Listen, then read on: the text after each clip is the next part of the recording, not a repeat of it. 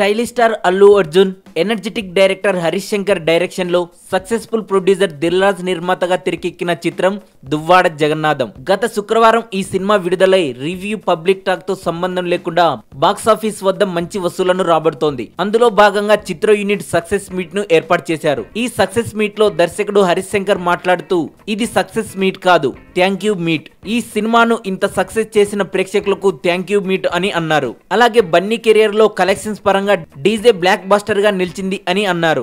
అలాగే చాలా మంది హరీష్ శంకర్ కు గబ్బర్ సింగ్ సినిమా తర్వాత యాటిట్యూడ్ వచ్చిందని, సోషల్ మీడియాలో తమకు ఇష్టం వచ్చినట్లుగా కామెంట్ చేస్తున్నారని చెబుతూ, నాకు యాటిట్యూడ్ ఉంది కాబట్టే గబ్బర్ సింగ్ వచ్చింది, గబ్బర్ సింగ్ వల్ల యాటిట్యూడ్ రాలేదని చెప్పారు. అలాగే ఈ సినిమాలో అల్లు అర్జున్ బ్రాహ్మణ్ క్యారెక్టర్ చేశాడని ఇతర సినిమాలతో కంపారిజన్ చేస్తున్న కొందరిని ఉద్దేశిస్తూ, రాజశేఖర్ అంకుశం, పవన్ కళ్యాణ్ గబ్బర్ సింగ్, కళ్యాణ్ రామ్ పటాస్, శర్వానంద్ రాధా ఇలా ఎంతో మంది హీరోలు పోలీస్ రోల్స్ చేశారని, అలాగే ఫ్యాక్షన్ పాత్రలు కూడా చూసాం.